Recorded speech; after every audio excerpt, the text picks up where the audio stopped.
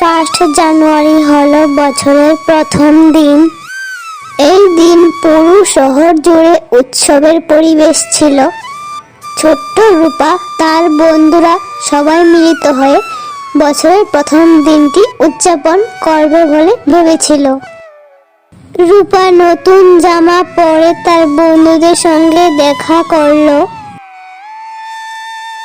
তার সঙ্গী সাথীরা তার কাছে দৌড়ে আসলো এবং সবাই বলল, আজ নতুন বছরের শুরু, নতুন বছর, নতুন আশা। সবার মধ্যে খুব আনন্দ ছিল। তারা একে অপরকে বলতে লাগলো, চলো আজকের দিনটা আমরা বিশেষভাবে উদযাপন করি।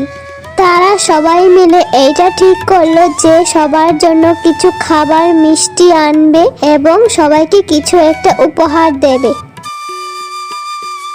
রূপার কথা শুনে সবাই রাজি হয়ে গেল এবং তারা উপহার এবং খাবার আনার জন্য বাজারে গেল।